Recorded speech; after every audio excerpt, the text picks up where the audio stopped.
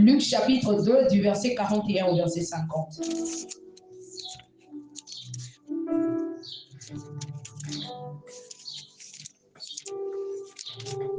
Luc 2 du verset 41 au verset 50. 41 au verset 50.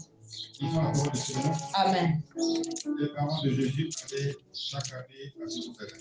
Amen. À la fête de Pâques. Amen. Lorsqu'il fut âgé de 12 ans, ils y montèrent selon la coutume de la fête. Il y montèrent selon la coutume. Amen. Puis, quand les jours furent écoulés, Amen. et qu'ils s'en retournèrent, l'enfant Jésus resta à Jérusalem. Amen. Son père et sa mère ne s'en aperçoivent pas. Amen. On croyait qu'il était avec leur compagnon. C'est quelle version, frère Christian? Amen. Vas-y.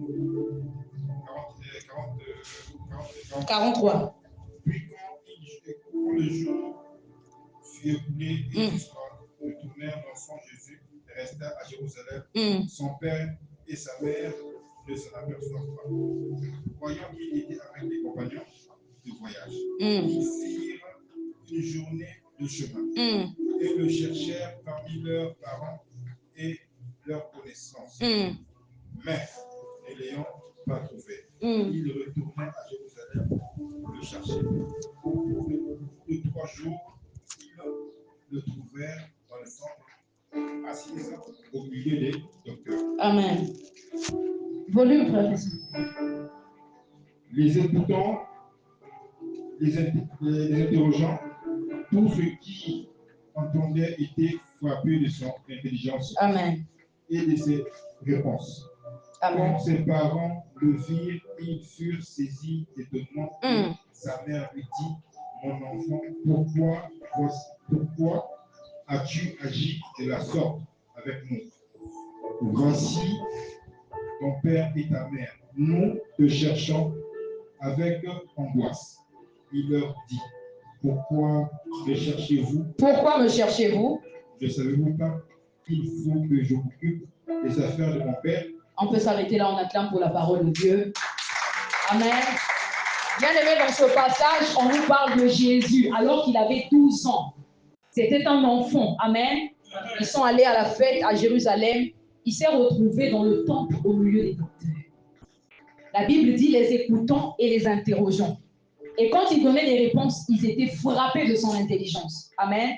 C'est la raison pour laquelle je vous ai dit, il est fort probable de réussir dans sa mission lorsque nous sommes engagés et que celle-ci passe avant nos rêves. Amen. Y a-t-il un appelé ici? Y a-t-il quelqu'un que Dieu a doté des dons ou des dons spirituels ici? Lève pas honte, lève ta main. Amen. Si Dieu t'a doté d'un don ou des dons spirituels, ça veut dire que tu as une mission à accomplir. Les dons sont comme un outil de travail. Amen. Un don est un outil de travail. Ça te permet d'accomplir un ministère. Ça te permet de rendre le ministère. Ça te permet de travailler. Le but pour lequel Dieu te donne les dons spirituels ou le but pour lequel Dieu t'a donné ce don que tu as, bien aimé, c'est pour le servir. Est-ce que quelqu'un peut dire à son voisin que le but pour lequel Dieu t'a donné ce don, c'est pour servir? Amen. C'est pour servir. Ici, on voit Jésus, il se retrouve. C'est un risque qu'il avait pris. Il était un enfant, il avait 12 ans. Amen. Ses parents, il pouvait, bon, je ne sais pas s'il avait pensé que ses parents pouvaient s'inquiéter, mais c'est un risque qu'il avait pris. La Bible dit que ses parents étaient partis. Et c'est en route qu'ils se sont aperçus qu'il n'était pas là, qu'il n'était pas avec eux. Et ils sont repartis le chercher. Bien aimé, j'aimerais que ce fardeau, le fardeau de ta mission brûle dans ton cœur. Amen. Est-ce que ta mission à tes yeux est plus précieuse que tes rêves? En réalité, quelqu'un qui a une mission, ta mission doit passer avant tes rêves. Amen. Parce que celui qui fait l'œuvre de Dieu accomplit la volonté de Dieu. Lorsque nous lisons dans Jean chapitre 6, la Bible dit qu'il y a des gens qui ont interrogé, les gens de la foule ont interrogé à Jésus, que devons-nous faire pour faire les œuvres de Dieu? Et Jésus leur a répondu que l'œuvre de Dieu, c'est que vous croyez. Ça veut dire que l'œuvre de Dieu consiste à ce que vous soyez sauvés. L'œuvre de Dieu consiste à ce que les hommes soient sauvés. L'œuvre de Dieu consiste à ce que les âmes soient gagnées à Christ. Est-ce que ça t'arrive de penser à ça? Amen. J'ai envie de dire à quelqu'un que tu as plus de chances que Dieu te résiste lorsque tu fais passer tes rêves avant ta mission. Non, tu n'as pas compris. Tu as plus de chances que Dieu te résiste lorsque tu fais passer tes rêves, tes intérêts personnels avant ta mission. Nous voyons le cas de Jonas. Amen. Dieu lui dit, va à Ninive, il fouille à Tarsis. Et jusqu'aujourd'hui, dans l'église, nous avons encore des Jonas. Et la plupart des temps, on est surpris. Amen. On est surpris de voir des résultats. On est surpris de voir de ce qu'on attend quelque chose de Dieu, mais qu'on ne reçoit pas. Vous savez, moi, je donne souvent le témoignage de l'apôtre Théo, pardonnez-moi, parce que c'est un exemple. J'ai vu Dieu à travers sa vie, au travers de sa vie. C'est quelqu'un, il pouvait avoir des choses à faire. Mais dès lors que tu l'appelais, bon, parce que tu as un problème, il se disposait toujours. Amen. Des fois, je le dérangeais, parce que moi, je rêve quasiment tous les jours. Donc, tous les jours, des notes. Il faut qu'il explique les rêves. Des fois, lui-même, je ne sais pas, c'est un être humain, il peut avoir ses problèmes personnels. Mais toi, tu l'envoies, ton rêve. Des fois, s'il répond pas aussitôt, tu boudes. Amen. Tu le vois en ligne. C'est écrit en ligne, mais il n'a pas encore répondu à ton rêve. Tu es là dans ton coin, tu boudes. Moi aussi, ça m'arrivait, je boudais. Je dis, mais moi, je le vois en ligne, il réagit même sur le ministère de tes alors que je l'ai écrit. Je l'ai écrit, ça fait un moment. C'est pas facile. Amen. Et lorsque vous voyez quelqu'un se conduire comme ça, il a compris quelque chose. Et on n'est pas surpris de voir les résultats que nous voyons dans sa vie. Souvent, la vie des autres doit nous servir d'exemple. Amen. Les chrétiens sont plaintifs. Les chrétiens aiment se lamenter. Ma vie ne marche pas. Ma vie, est-ce que ça t'arrive de te remettre en question? Pourtant, la Bible déclare que Dieu ne fait exception de personne. Donc, il n'est pas injuste. Amen. Il donne à chacun ce qu'il mérite. Si Dieu n'est pas injuste, s'il fait dans la vie de ton frère, il fait dans la vie de ta soeur, pourquoi il ne va pas faire dans ta vie? Il n'est pas injuste. Amen. Ça veut dire que le problème, ce n'est pas Dieu. Le problème ne vient pas de Dieu. Amen. Ça veut dire que tu dois te remettre en question. Il y a peut-être une négligence. Je vous ai dit qu'aux yeux de Dieu, la mission est plus importante même que notre propre vie. Amen. L'œuvre de la croix a été plus importante que la vie de Jésus. Ah, tu n'as pas compris. L'œuvre de la croix, Christ est mort pour nous. Donc, sa vie, c'est-à-dire, il t'a privilégié, c'est-à-dire sa mission a été plus grande que sa propre vie, à tel point qu'il s'est donné en sacrifice. Il s'est donné. Est-ce que tu te rends compte, bien-aimé, que quelqu'un dise avec moi la mission? Tu as plus de chances que Dieu te résiste. La Bible dit, recherchez premièrement le royaume et la justice de Dieu. Et le reste vous sera donné par-dessus. J'aime ça. C'est comme si on est en train de te dire que le reste là, ça sera seulement un bonus. Un sujet pour lequel tu pries depuis pendant 10 ans. Amen. Tu prends ce sujet-là, tu mets de côté, tu dis, Seigneur, tu m'as donné un don. C'est un outil de travail. C'est pour que je travaille. C'est pour que je rende le ministère. Seigneur, je prends ce sujet-là, je mets de côté. Je me concentre à te servir. Et tu le fais avec foi. Tu le fais avec détermination. Amen. On voit l'engagement du Seigneur Jésus dans le temps. Est-ce que vous savez que la source ou encore la raison de certains de nos problèmes vient de notre négligence dans l'œuvre de Dieu? La Bible déclare, maudit soit celui qui fait l'œuvre de Dieu avec négligence. Tu entends ça comme ça? Maudit soit. Il y a une malédiction qui est attachée à quelqu'un qui fait l'œuvre de Dieu avec négligence. Et toi qui sert Dieu avec négligence, et celui qui a un don qui ne sert pas cette pareil. Il y a eu une malédiction.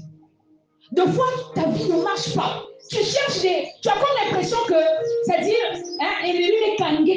tu n'arrives pas à t'en sortir. Le diable ne peut rien faire tant que Dieu ne le permet pas. On voit cette illustration dans la vie de Job. Job arrive devant Jésus et il arrive devant Dieu, il dit, lorsque Dieu lui dit, as-tu remarqué mon serviteur Job? et il est fidèle dans toute ma maison. Et qu'est-ce que Satan répond? Il dit, ne l'as-tu pas protégé, lui ainsi que sa maison, ainsi que tout ce qui est à lui? Amen. Il y a quelqu'un qui va bien ici à cause de la protection de Dieu. Amen. Tu es de fois dans un environnement hostile, tu es entouré de fois des sorciers. Toi-même, tu ne comprends pas comment tu arrives à t'en sortir. C'est Dieu. Et lorsque le malheur va entrer, ça veut dire que Dieu aurait permis que ça entre. Amen. Il n'est pas l'auteur, mais il a permis. Dieu n'était pas l'auteur du malheur de Job, mais il avait permis. Lorsque certains malheurs nous arrivent, c'est parce que Dieu permet. Amen.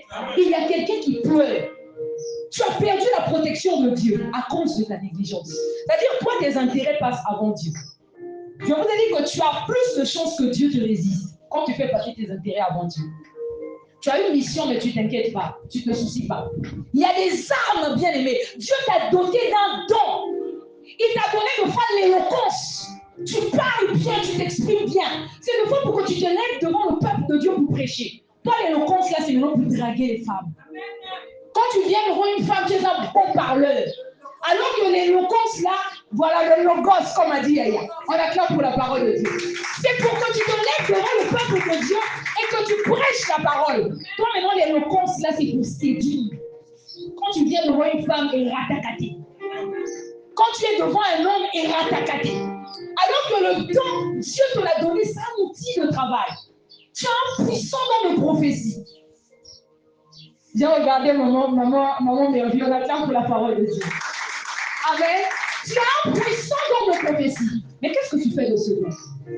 Il y a des âmes quelque part. Bien aimé, lorsque nous avons fait l'enseignement sur les 5 ministères, vous avez vu la place des prophètes. Je vous ai parlé de la place des prophètes dans l'Église. Amen. Lorsque nous lisons dans Actes chapitre 13, on nous parle des disciples qui rendaient ministère. Et on dit pendant qu'ils jeûnaient, les prophètes ont reçu une parole de la part de l'Éternel. Mettez-moi à part Saul et Barnabas pour l'œuvre à laquelle je les ai appelés. Il y a des fois des choses qui ne se font pas jusque-là dans l'église parce qu'il y a un prophète ou une prophétesse qui néglige son don ou son rôle. Amen. C'est la vérité, bien aimée. Vous savez, moi, j'avais dit à apôtre Théo, je n'ai jamais autant cru en une œuvre comme je crois au ministère de Christ. Je ne sais pas pour toi, hein. Je ne sais pas comment toi tu vois ce lieu. Je ne sais pas comment toi tu vois ce ministère. Mais moi, je n'ai jamais autant cru à un ministère. Il y a des grands ministères, hein, on entend les témoignages.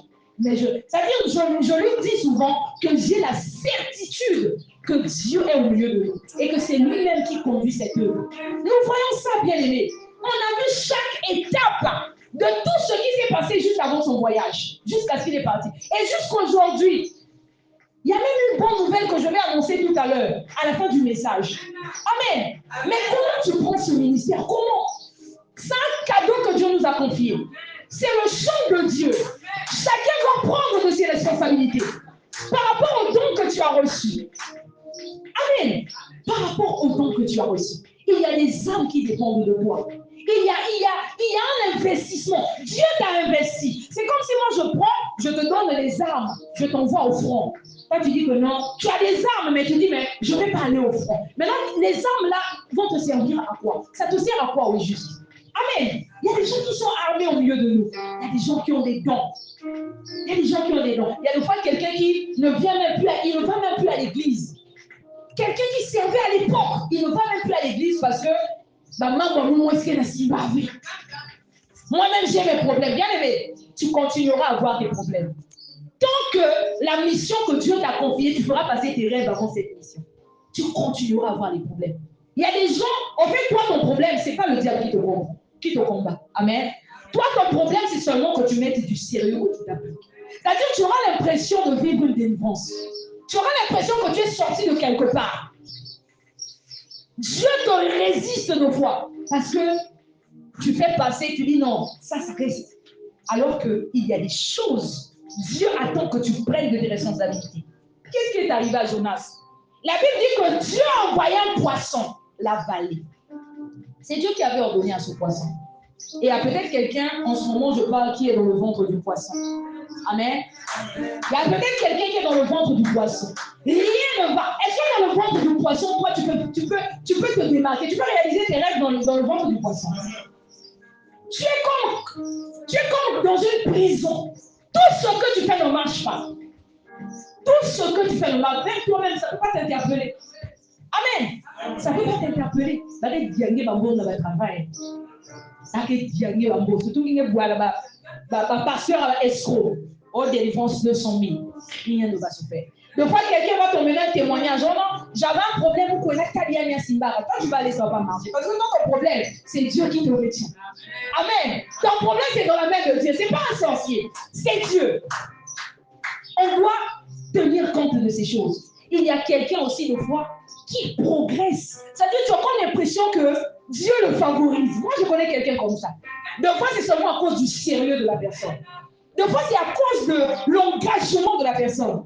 Des fois, c'est à cause de la façon dont la personne place Dieu en premier et les intérêts de Dieu en premier. Et c'est Dieu qui le défend. Tu as vraiment l'impression que Dieu le porte dans sa main. Tout ce qu'il fait réussit. Et des fois, nous, quand c'est comme ça, on se dit, dans le monde, il y a un mot qui va réagir. Hein? Dans le monde, il y a un mot qui va réagir. Bien aimé, on doit se remettre en question pour la parole de Dieu. Jusque-là, je ne suis qu'en train de faire mon introduction. Alors, l'Église est une œuvre de Dieu. Dis à ton voisin que l'Église est une œuvre de Dieu. L'Église est une œuvre de Dieu. C'est-à-dire que tu dois prendre ça au sérieux. L'œuvre de Dieu. L'œuvre du Créateur de l'univers. On doit trembler, hein? Même lorsqu'on vient pour servir. L'œuvre de Dieu. Et la Bible te dit dans 1 Corinthiens 3, chapitre 3, le verset 9, que nous sommes ouvriers, donc nous sommes des employés. Maman, tu es un employé de Dieu. Maman Merveille, tu es un employé. Maman Inès, tu es une employée, pardonnez-moi. Hein? Ah, tu es une employée de Dieu. Amen. Amen. Tu travailles dans le champ de Dieu. Est-ce que tu te rends compte du privilège? Maintenant, Dieu est un boss responsable. Il va forcément te payer. Il y a une récompense pour les serviteurs de Dieu. Il y a des gratifications qui viennent dans le service que nous faisons pour Dieu. Des fois, quand tu te dis, oh, gratification, en même temps, tu t'attends de fois que, on va retrouver la fin du mois 1 million à compte année pour croire que Dieu récompense. C'est pas comme ça. Dis à ton voisin que c'est pas comme ça. La récompense, là, ce sont des privilèges, ce sont des grâces qui viennent dans ta vie. Amen. Tu vas te faire un concours où il y a 1000 personnes. 1000 personnes. Toi-même, quand tu te regardes, tu dis, est-ce que moi j'ai des compétences? On doit retenir de fois seulement 2 personnes. Mais non, c'est toi le lieu officiel. Ça, c'est ce qu'on appelle pas. Ça, c'est de cette manière de fois que Dieu nous gratifie.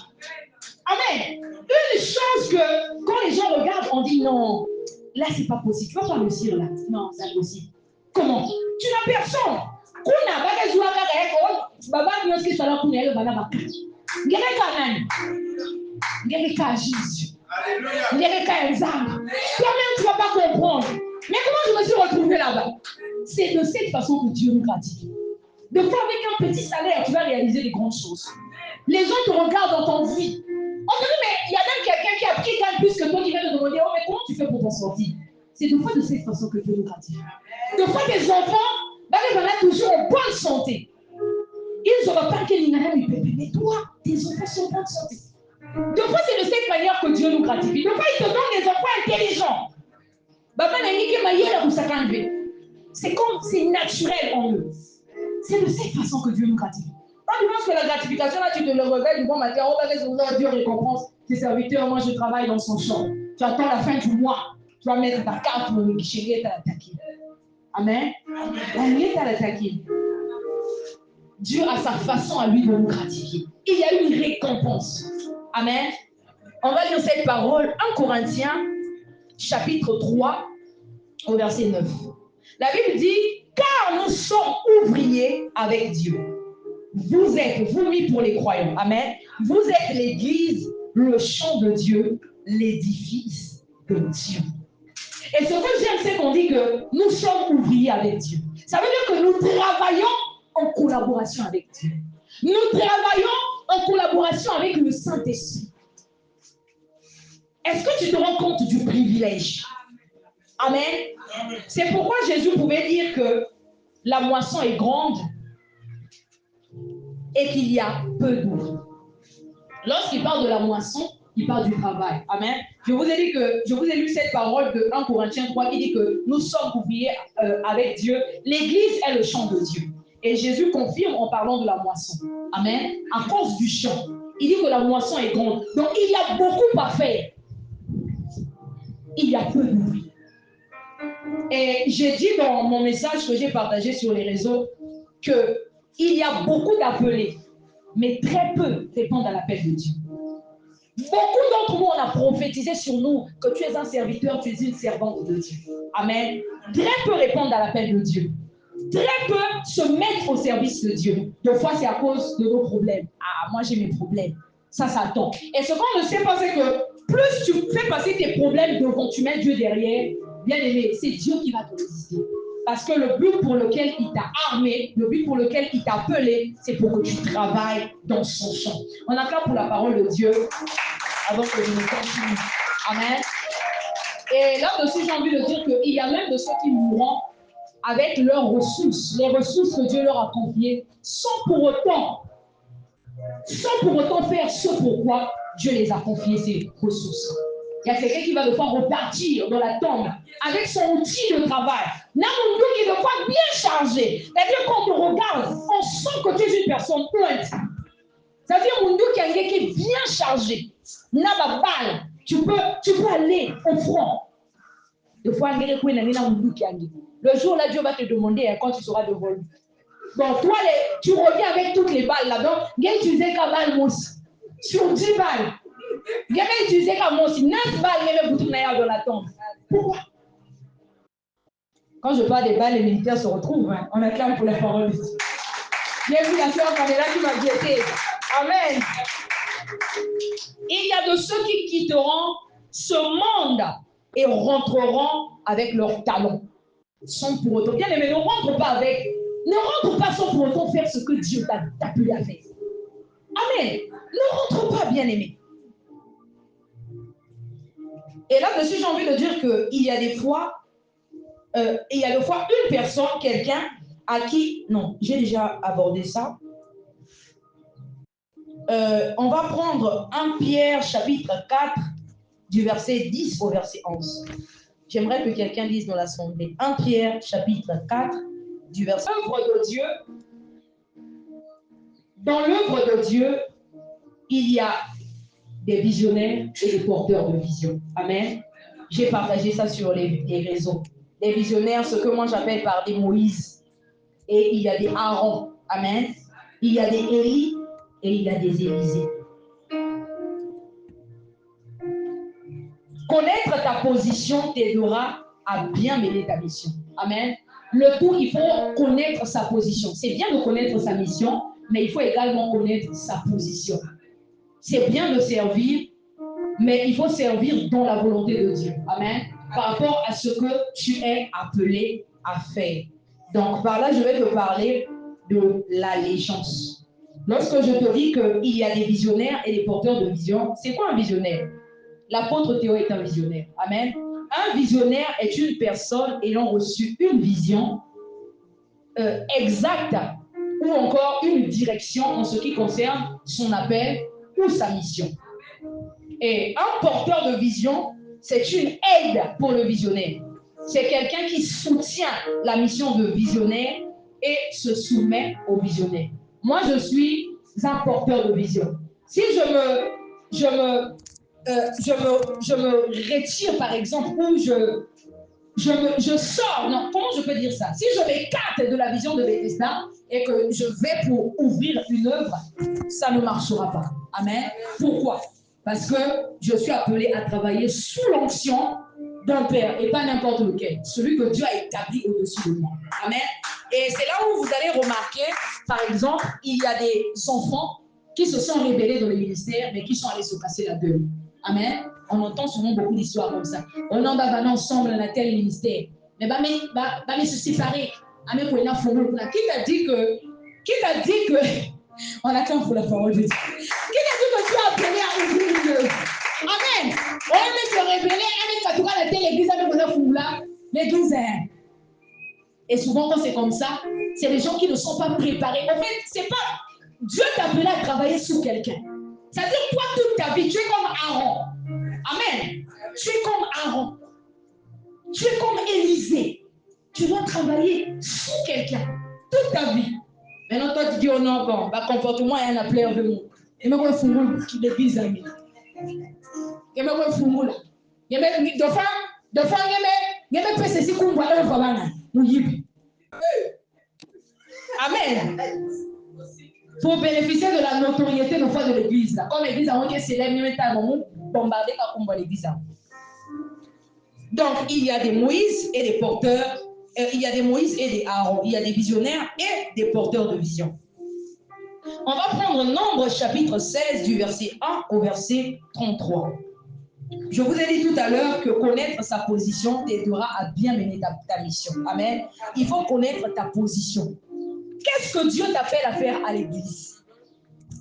Qui tu es? Amen. Est-ce qu'on peut ouvrir nos Bibles dans Nombre chapitre 16 du verset 1 au verset 33? Nombre chapitre 16. Je vais lire. Coré, fils de Jitchia, fils de Kehat, fils de Lévi, se révolta avec Dathan et Abiram, fils d'Eliab, et On, fils de Pélet, tous trois fils de Ruben. Ils se soulevèrent contre Moïse avec 250 hommes des enfants d'Israël, des principaux de l'assemblée, de ceux que l'on convoquait à l'assemblée et qui étaient des gens de renom. Ils s'assemblèrent contre Moïse et Aaron et leur dirent, c'en est assez. Ça, c'est quand on ne connaît pas sa place. Amen. C'en est assez, car toute l'assemblée, tous sont saints, et l'Éternel est au milieu d'eux. Pourquoi vous élevez-vous au-dessus de l'assemblée de l'Éternel?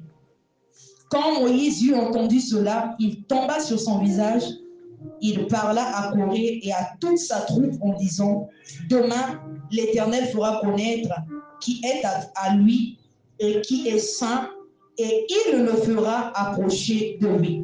Il fera approcher de lui celui qu'il choisira. Faites ceci, prenez des brasiers, Coré et toute sa troupe. Demain, mettez-y du feu et posez-y du parfum devant l'Éternel. Celui que l'Éternel choisira, c'est celui-là qui sera saint. C'en est assez, enfants de Lévi. Moïse dit à Coré, écoutez donc, enfants de Lévi, est-ce trop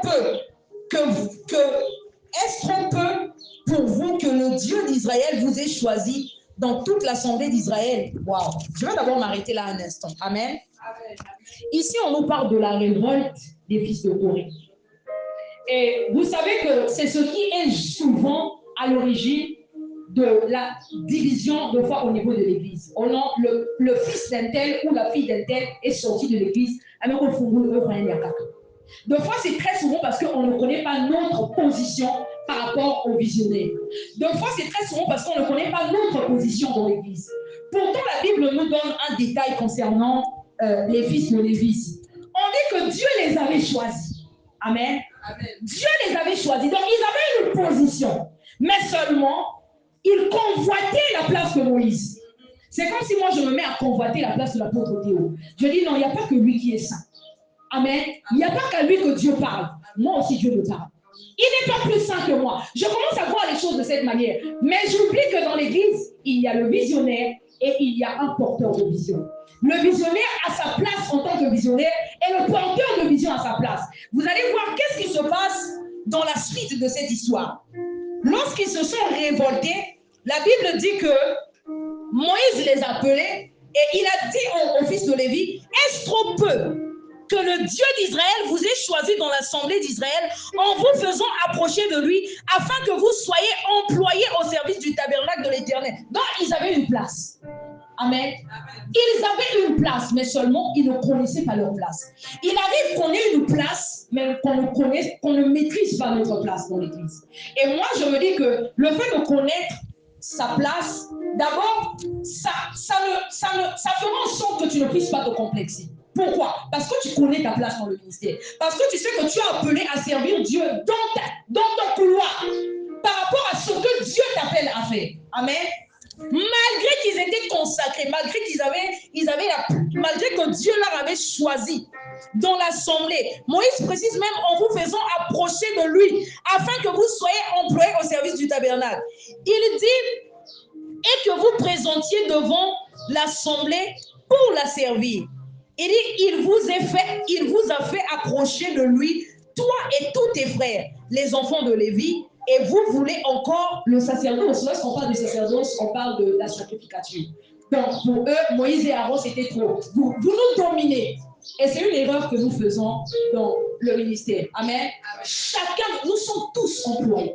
Tous sans exception. Aussi petit que peut sembler être ton rôle dans le ministère. Vous savez, des fois, on néglige même des rôles parce qu'on se dit que ce n'est pas un rôle important. Donc, c'est toi qui vas juger le rôle important de l'église. Ce n'est pas ton boss. Amen. Amen. On est tous employés de Dieu. Et Dieu va tous nous récompenser. Il ne va pas seulement récompenser les pasteurs et laisser les docteurs. Il ne va pas seulement récompenser les prophètes et laisser les évangélistes. Dieu va tous nous récompenser. Chacun par rapport au service, à son service. Chacun par rapport à ce qu'il est appelé à faire. Et la Bible nous dit dans la suite que Moïse envoya appeler Dathan et Abiram, fils d'Eliab. Mais ils dirent, nous ne monterons pas. Ça, c'est la révolte. Amen. Et n'est-ce pas dans un pays où coule le lait et le miel que tu nous as menés? Ce ne sont pas des champs et des vignes que tu nous as donnés en possession. Pauvre Moïse. Lui, il n'a fait qu'exécuter ce que Dieu l'avait demandé de faire. La Bible, ils ont dit dans la suite, penses-tu crever les yeux de ces gens? Nous ne monterons pas. Moïse fut très irrité et il dit à l'Éternel, n'aie point égard à leurs offres, n'aie point égard à leurs offrandes. Ça, c'est la colère. Amen. Amen. Il dit, je ne leur ai pas même pris une âne et je n'ai fait de mal à aucun d'eux. Donc, tu te rends compte même qu'ils accusaient Moïse à tort. Amen. Amen. Et la Bible dit dans la suite, Moïse dit à Corée, toi et toute ta troupe, trouvez-vous demain devant l'Éternel. Toi et eux avec Aaron, prenez chacun votre brasier, mettez-y du parfum et présentez devant l'Éternel chacun votre brasier. Et il y aura 250 brasiers. Toi et Aaron, vous prendrez aussi chacun votre brasier. Ils prirent chacun leur brasier, ils mirent du feu et y posèrent du parfum. Et ils se tinrent à l'assemblée de la tente d'assignation avec Moïse et Aaron. Et Corée convoqua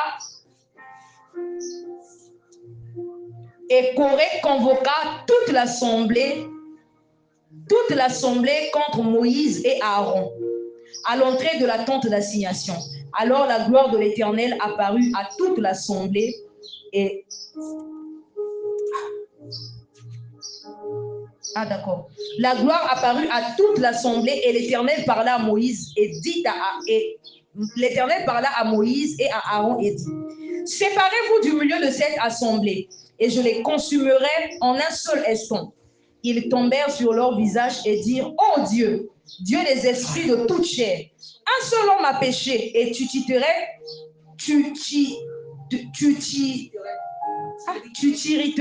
contre toute l'assemblée. L'Éternel parla à Moïse et dit, parle à l'assemblée et dit, séparez-vous de toutes parts loin de la demeure de Corée, de Dathan et d'Abiram.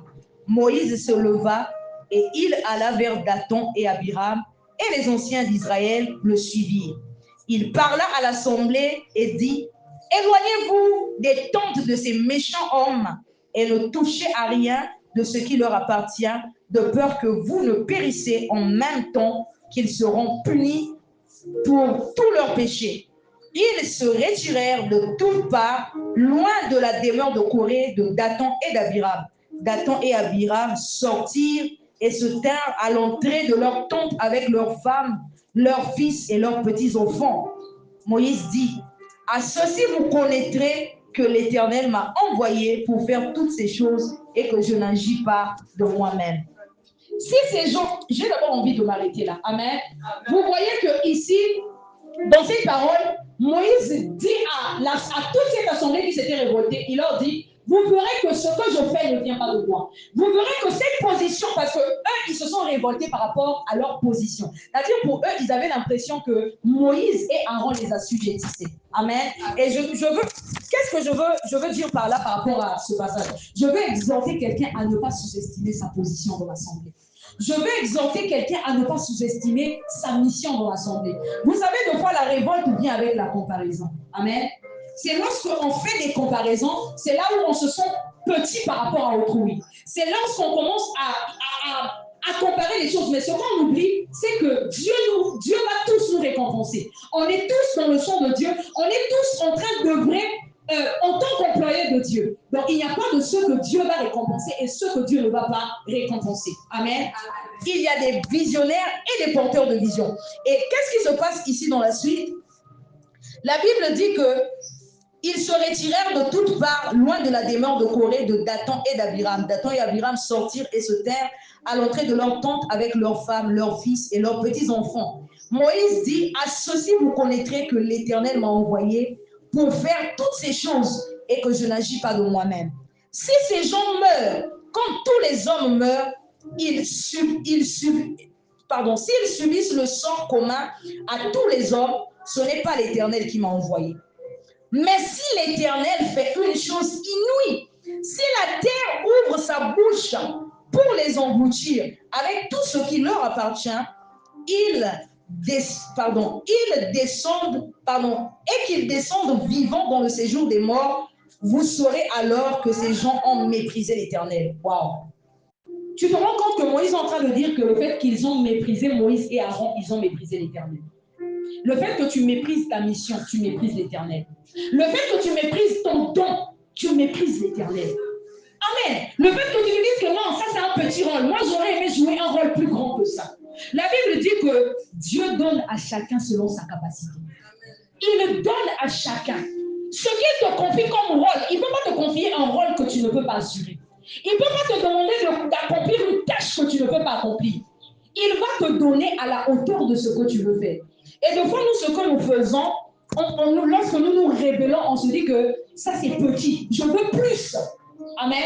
Alors que Dieu sait qu'en réalité, le plus que tu veux là, tu ne pourras pas accomplir cette tâche-là. Il sait que le plus que tu veux là, c'est plus que la capacité qu'il t'a accordée. Amen. Et la Bible nous dit dans la suite, comme il achevait de prononcer toutes ces paroles, la terre qui était sous eux se fondit. La terre ouvrit sa bouche et les engloutit, eux et leurs maisons, avec tous les gens de Corée, avec tous leurs biens. Ils descendirent vivants dans le séjour des morts. Et tout ce qui leur appartenait, la terre les recouvrit et ils disparurent au milieu de l'assemblée. Tout Israël qui était autour d'eux s'enfuit à leurs cris, car ils disaient, fuyons de peur que la terre ne nous engloutisse. On acclame pour la parole de Dieu. Ce que je veux dire derrière cette parole, je veux exhorter quelqu'un. Que tu sois visionnaire, que tu sois porteur de vision, ne méprise pas ton appel. Ne méprise pas ta mission. Ne méprise pas ce que tu as appelé à accomplir. Ne te dis pas que deux fois on fait passer à demain. On ramène à demain parce qu'on se dit que ça, c'est pas trop important. Amen. Vous savez, permettez-moi de parler, de prendre cet exemple sur moi. Dès lors que l'apôtre Théo était parti, j'avais dit une chose à Dieu. J'ai dit, Seigneur, avant, je menais ma vie comme je voulais. Mais maintenant, je me soumets à toi. Et je vous dis que le fait que j'ai pris cette décision, ça m'a emmené à faire passer l'œuvre de Dieu en premier, avant tout. Même quand je ne peux pas. Amen. Même quand je n'ai pas suffisamment de force. Même quand je peux être triste. Même quand je peux être en train de... Je peux avoir des soucis. Je me dis toujours, j'ai un engagement que j'avais pris envers Dieu. Ce n'est pas envers un être humain. Je vous ai dit qu'il y a de ces choses qui nous arrivent deux fois. Ce n'est pas l'ennemi qui nous combat, c'est Dieu qui nous résiste. Parce qu'aux yeux de Dieu, son œuvre est plus importante que notre propre vie. Son œuvre est plus importante que c'est plus important que tout. Amen. J'ai dit à Dieu, Seigneur, même si je ne peux pas, je disais à quelqu'un qu'aujourd'hui, je n'ai pas dormi. Pourquoi? J'ai un défaut. Je suis trop perfectionniste. C'est-à-dire, quand je prépare mon message, chez moi, l'objectif, ce n'est pas seulement de prêcher. Il suffit de prêcher, c'est tout. Je me dis que le peuple de Dieu doit être béni. Le message doit toucher quelqu'un. Dieu doit parler à quelqu'un à travers moi. Donc, quand c'est comme ça, je prends toutes les mesures qu'il faut. Amen. Et pour cela, des fois, je me dis, je jeûne. Pourquoi? Parce que je veux me disposer pour que Dieu m'utilise par rapport à ce qu'il a appelé à faire à travers moi. Amen. Et c'est ce que j'aimerais dire à quelqu'un. Commence à faire passer Dieu avant tes intérêts personnels et tu verras si Dieu ne va pas s'occuper de tes combats. La Bible dit, recherche premièrement le royaume et la justice de Dieu. Le reste te sera donné par-dessus. Je vous ai rappelé que ce que tu recherches se trouve entre les mains de ton boss. Ça se trouve entre les mains de celui qui t'a confié cette tâche de fois que tu te dis que bon, ça, c'est pas très grave. Alors qu'il y a des âmes qui vont se répentir à travers toi. Il y a des âmes qui seront gagnées. Il suffit de fois juste que tu prennes cela à cœur. Tu vas commencer à parler de Dieu de fois dans ton quartier, de fois même dans le bus, de fois dans ton lieu de service. Tu ne sais pas qui Dieu va toucher. Tu prendras de fois quelqu'un, tu vas emmener à l'église. Tu ne connais pas le problème de la personne. De fois au sortir de là, Dieu fait quelque chose. Dieu fait du bien à la personne. Et toi, tu auras gagné cette âme-là pour Dieu. Et toi, Dieu va te récompenser parce qu'il y a quelqu'un, de fois qui allait se perdre, qui est revenu à Dieu parce que toi, tu as pris cette âme-là, tu l'as emmenée à l'église. Amen. Que chacun commence à prendre ce que je voulais dire par rapport à cette parole de Nombre, chapitre 16. Amen. Et j'ai défini la place d'un porteur de vision. Et j'aimerais ajouter que la place d'un porteur de vision se trouve au pied d'un visionnaire. Amen. Quel que soit, même si je ne sais pas quel plat je vais manger ce jour-là, il faut monter mon aïe tout pour que je commence à me révolter contre l'apôtre Théo pour dire que c'en est assez, comme les filles chocolées, que tu domines sur moi. Amen. Je suis fatigué d'être porteur de vision. Moi aussi, je m'en vais ouvrir une œuvre. Je sais prêcher. Le fait de savoir prêcher ne suffit pas pour ouvrir une église. Amen. Prophétiser ne suffit pas pour aller ouvrir une église. Ça, c'est souvent les erreurs qu'on fait. J'entends souvent les gens dire, oh non, église, mais comment on mon n'a pas prêcher, il n'a pas prophétie. On s'accorde, on commence une œuvre. C'est de l'aventure. Amen. Ceux qui font l'œuvre de Dieu, ils sont premièrement d'abord appelés. Dieu les a d'abord appelés. Ils ont répondu oui au service de Dieu. Ils ont obéi à la volonté de Dieu et ils accomplissent la volonté de Dieu. Amen. Donc, en se levant et en se révoltant parce qu'on se dit que non, je veux la place du visionnaire, c'est une erreur. Parce que autant le visionnaire sera récompensé, autant le porteur de vision sera récompensé. Amen. Et j'ai envie de dire à quelqu'un, autant Dieu donne la vision aux visionnaires, autant Dieu suscite des porteurs de vision et met le fardeau de l'œuvre dans leur cœur. J'ai aimé une parole que maman Irène m'a dit le samedi dernier. C'était le mardi. C'est-à-dire, elle disait que quand elle ne vient pas à l'église, elle ne peut plus s'en passer. Amen. Elle est dérangée. C'est ce que tu me dis. C'était le mardi. Elle ne comprend pas ce qui se passe. C'est-à-dire, quand c'est un jour de culte, elle a comme un poids dans son cœur. Et ça ne vient pas de nulle part. C'est un fardeau que Dieu dépose à l'intérieur de nos cœurs. Amen. Et par rapport à ça, on va lire Nombre pour terminer. On va clôturer avec. On va lire Nombre chapitre 11, du verset 16 au verset 17. La Bible dit, l'Éternel dit à Moïse, assemble auprès de toi 70 hommes des anciens d'Israël, de ceux que tu connais comme anciens du peuple et ayant autorité sur lui. Amène-les à la tente d'assignation et qu'ils s'y présentent avec toi. Je descendrai et là je parlerai. Je prendrai de l'esprit qui est sur toi et je le mettrai sur eux afin qu'ils portent avec toi la charge du peuple. On attend pour la parole de Dieu.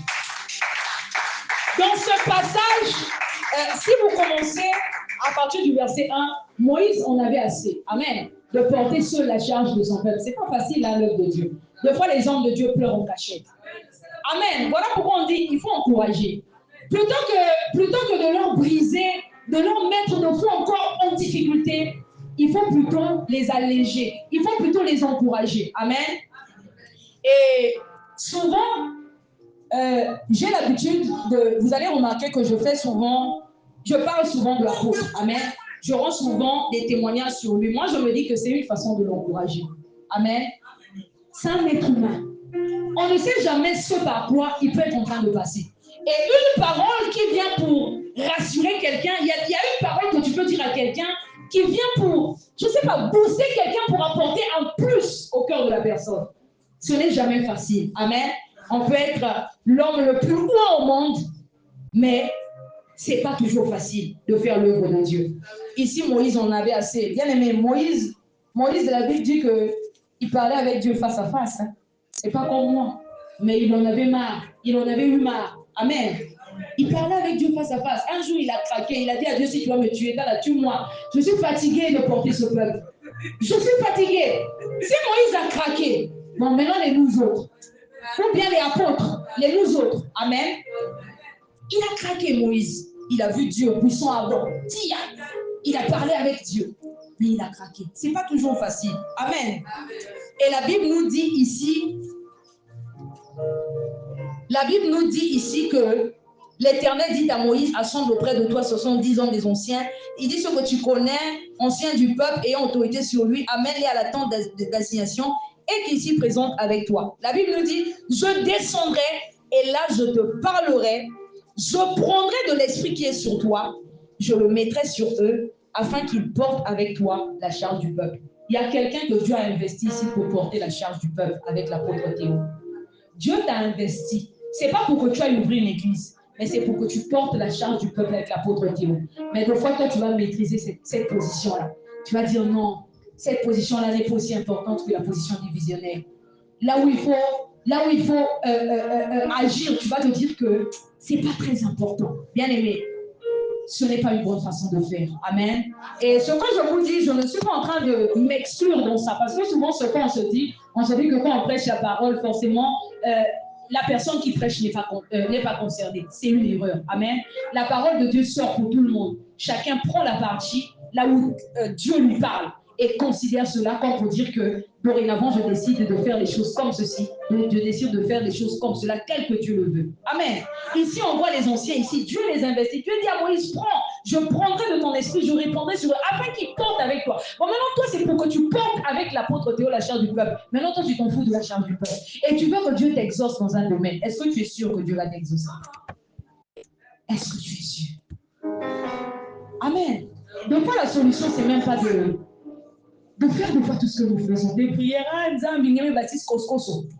Seigneur, des fois, la solution n'est même pas de nous. Amen. La solution n'est pas de nous. Nous disons 95 grottes. Des fois, c'est pas ça. Amen. Des fois, c'est pas ça.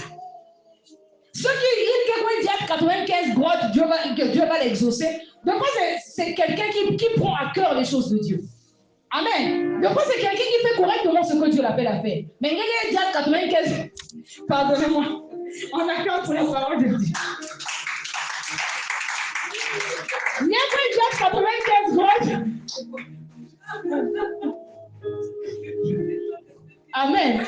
95 grottes, mais il est là. Ah, pardon, j'en ai 9 grottes. On accorde pour la parole de Dieu.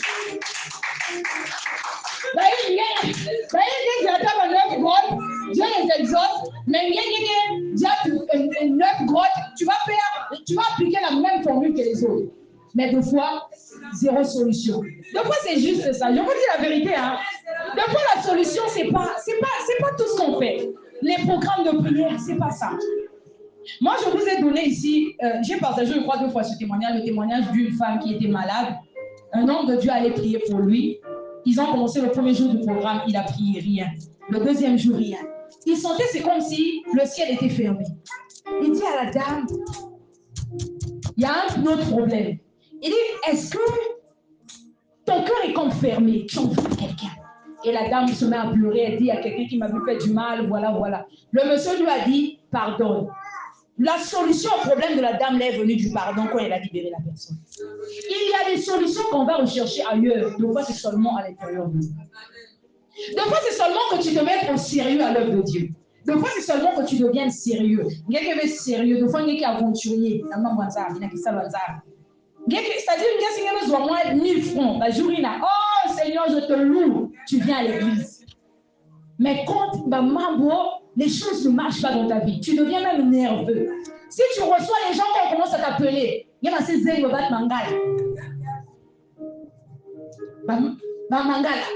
moi-même, ma vie ne va pas, ça ne marche pas. J'ai mes problèmes. Et plus tu fais ça, plus tu vas t'enfoncer. Amen. Plus tu vas, vous allez remarquer que les gens comme ça, souvent leur vie,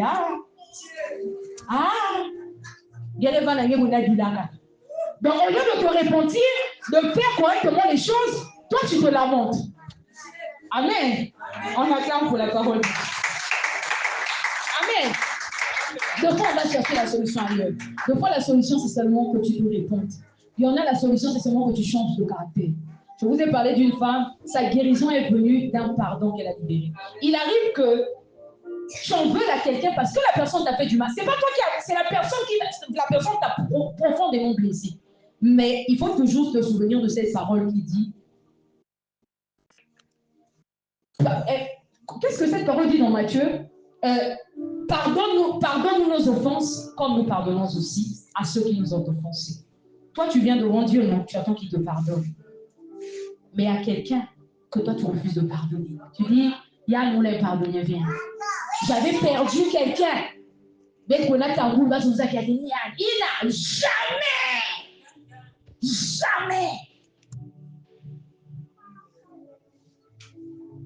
La Bible dit que on va exercer la miséricorde à qui a fait miséricorde. Ça veut dire qu'on va pardonner à qui pardonne. La Bible dit que si vous ne pardonnez pas aux hommes leurs offenses, votre Père aussi. Ça ne t'enseigne pas. Pardonne nos offenses comme nous pardonnons aussi. Toi-même, quand je dis ça, si tu sais que tu ne pardonnes pas, comme nous pardonnons aussi, tu vas dire ça. Tu sais que tu ne pardonnes pas. Tu n'as pas honte de dire, oh non, pardonne-nous nos offenses comme nous pardonnons. Toi, tu pardonnes. Est-ce que tu pardonnes quand tu dis, on va réciter ça à la fin. Si tu en veux à des gens, sautez partir. Amen. Sautez qu'à partir. Pardonne nos offenses comme nous pardonnons aussi. On va m'envoie santé à mon vie, à mon estime, partout où il y a un grand chant, on aime pardonner bien. Et ce que vous allez remarquer que ces gens-là qui font du mal aux gens, souvent, ils vivent longtemps. C'est-à-dire, plus on leur en veut, c'est-à-dire, ma grande dokina, c'est-à-dire, plus vous parlez de dans la famille, de quoi vous même la souka, me dire. C'est les gens qui vivent longtemps. Amen. Grande dokina. Papa mios me m'a ça Amen bikana, assassin fille. Il y a un éléphant dernier. Mais elle est nuisible. De fois, quand tu vérifies, tout ce qui ne va pas bien dans la famille, mais quelle raison? Jamais. Plus tu dis les jamais là, elle la vivre longtemps. Tia! Attaque, elle est bien. Bien que se croiser la veille, elle est demandée, mais ça va. Elle est bien. Ça vient même la lac. C'est un fardeau. Amen. Il faut se libérer de ça. Regarde, se dégager de ça permet à Dieu de te rendre justice. Moi, c'est ce que l'apôtre Théo m'avait enseigné. Amen. Lorsque tu te dégages d'un fardeau, quelqu'un t'a fait du mal, non? Toi, tu te dégages de ça. Tu dis à Dieu, Seigneur, je laisse ça entre tes mains. Quand tu dis ça, tu ne dis pas tu laisses ça entre tes mains et puis il y a un bloqué. Il y a non. Je sais que tu es le juste juge. Quand on soumet un problème à Dieu, tu vas encore courir après ce dossier. Tu as soumis au juge, non? Laisse le juge faire son travail. Amen. Or, toi, tu empêches le juge de travailler. Le juge travaille, il n'y a pas de dans sa des investigations. Ou tu veux que le juge intervienne, ou gère ton dossier toi-même. Amen. Toi, tu veux que Dieu te rende justice, mais toi-même, tu veux te rendre justice. Oh, mon bloqué qui a un doki. Allez, t'as ma photo à mon WhatsApp, ma photo à mon anakia, mais bloqué. Vous me bloquez. Les gens croisés en veille, les bloqués. Les gens croisés en quoi la famille, ils ne peuvent pas. C'est une erreur. Amen. Laisse Dieu te rendre justice. Toi, pardonne. Dégage-toi de ce poids. Dégage-toi de ça. Amen. Et c'est là où Dieu va intervenir pour ton problème. On acclame pour la parole de Dieu. Donc, je disais à quelqu'un,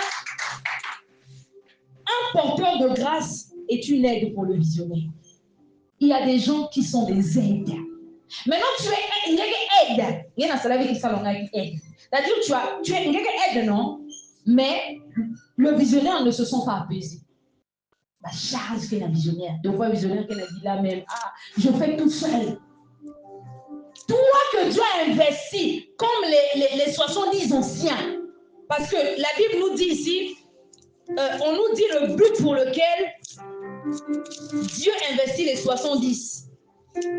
La Bible dit, je descendrai et là je te parlerai. Je prendrai de l'esprit qui est sur toi. Je le mettrai sur eux afin qu'ils portent avec toi la charge du peuple. Afin qu'ils portent avec toi. Moïse, géré. Merde.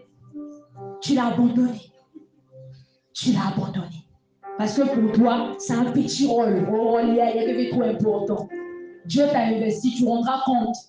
Ce jour-là, quand tu paraîtras devant Dieu, va te dire, oh, tu es là. Tu es là. J'ai utilisé la balle, moi aussi. J'ai mis 9 balles sur 10 balles, il nous peut s'enlever. Les 9 balles. Amen. Maman, on a mis c'est quand on a clair pour la parole de Dieu.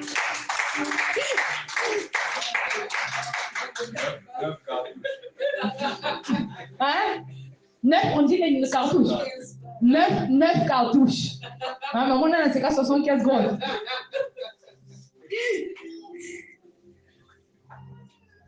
Il dit, afin qu'il porte avec toi la charge du peuple et que tu ne la portes pas toi seul. Ne néglige pas ta position, ne néglige pas ton travail, ne néglige pas ta mission dans l'œuvre de Dieu. Tu es chantre, chante. Amen. Chante. Moi, je suis pas chante, je me débrouille. Je me suis débrouillée tout à l'heure, mais Evan, je m'avais déjà dit que on est ça il m'a dit ça quand j'étais au cours. Amen. Mais au moins, j'ai chanté. Il va pas aussi me décourager, je vais chanter. Amen, amen, amen. Je sais, amen. Je sais que je ne peux pas me décourager. Amen. Donc, il y a une situation, non, il y a même un organe face au pasteur conciliant. Il y a des découragés parce qu'on a dit qu'il y a un organe. Hein? Oh non, prophétie, il y a chose dans le monde, jusque là, ça ne s'accomplit pas. Ça va te décourager parce qu'on a dit ça. Amen. Oh, moi, je suis diable. Moi, je suis diable. Oh, bah, même si ma prophétie à mon ok, ça compris. On acclame pour la parole de Dieu. Donc, toi, tu refuses de faire l'œuvre de Dieu parce que quelqu'un a dit que ce que tu dis ne s'accomplit pas. Est-ce que c'est sérieux? Est-ce que c'est Dieu qui t'a dit ça? En principe, si Dieu te disait ça, peut-être. Si ton boss te disait ça. Amen. Mais ce n'est pas ton boss qui te dit ça. Pourquoi tu vas prendre ça à cœur au point de négliger ce que tu as appelé à faire? Amen. Ce que tu as appelé à faire. On acclame pour la parole de Dieu. On va pas demander tellement pour me dire que tu as largement débordé. Amen. On a fini. Est-ce que quelqu'un a été béni par cette parole? Vraiment, si tu as été béni, j'aimerais que tu acclames d'abord pour la parole de Dieu. Et aussi que tu pries. Bien aimé. Moi, j'aime dire que le point de départ de l'exaucement, c'est la repentance. Non, tu n'as pas compris. Si tu avais compris, tu allais acclamer. Le point de départ de l'exaucement, c'est la repentance. Vous savez pourquoi? La Bible déclare que Dieu n'exauce pas les pécheurs. Est-ce que tu sais que lorsque tu ne fais pas ce que tu as appelé à faire, tu désobéis à Dieu? En réalité, tu pêches. Voilà pourquoi il y a des choses qui peuvent, c'est-à-dire, il y a la société à bord, c'est comme si, quand tu cherches à tenir, il y en a qui manquent. Tu avances, il y en a qui manquent. Le point de départ. J'aimerais que tu pries, que tu dis, Seigneur, j'ai écouté la parole. Je me réponds de toute ma négligence. Je me réponds de ce... Toi-même, tu sais là où tu... Par rapport à... Tu sais dans ton cœur. Amen. Ce que Dieu te reproche, tu le sais. Moi, lorsque Dieu me reproche des choses, même avant que, oh non, que quelqu'un me dise quoi que ce soit, ton cœur bat à l'intérieur de toi. Et Dieu, dans ton cœur, te rappelle que telle chose n'est pas bien. Commence d'abord par dire à Dieu, Seigneur, j'ai écouté la parole. Je décide. Il y a une décision à vous lever. Hein? Amen. Ne enflamme pas Dieu. Si tu décides que dans ton cœur, tu sais que tu ne vas pas le faire.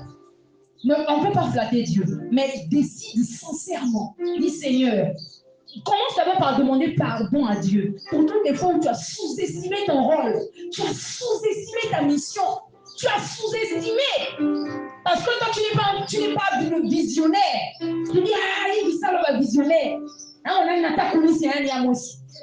Alors que toi, Dieu t'a investi. Amen. Il t'a investi pour l'aider.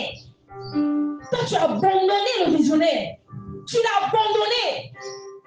Il travaille seul. Il porte seul cette charge. Des fois, il pleure. Toi, tu attends que Dieu t'exauce. Comment Dieu va t'exaucer? Il y a des gens, Dieu leur a clairement montré leur position. Des fois, personne ne t'a parlé, tu as rêvé. Dieu t'a montré ta position. Il t'a dit que tu occupes telle position dans le ministère, dans mon œuvre. Toi, tu dis, oh non, c'est seulement un don de songe. C'est seulement les songes. Est-ce que les songes, c'est pas un don? La Bible parle des prophètes songeurs. Est-ce que tu sais combien de personnes que Dieu peut ramener sur la bonne voie au travers de ces songes? Il y a des fois quelqu'un qui allait se perdre, s'égarer. Dieu peut te parler à travers toi. Tu songes cette âme. Il y a quelqu'un de fois qui mène une mauvaise vie. Dieu va te parler pour amener cette personne. Toi, tu vas dire, oh non, je chante sur le nom de toutes les façons de voir qui est craché. Toi, tu sais combien de personnes que tu peux bénir au travers de ta voix. Tu sais les merveilles que ta voix peut faire dans le champ de Dieu. Commence par demander pardon à Dieu, sincèrement. Si tu vas t'agenouiller, agenouille-toi. Si tu vas te mettre debout, mais dis à Dieu, Seigneur, j'ai écouté la parole. J'ai compris d'où me viennent de fois tous ces problèmes.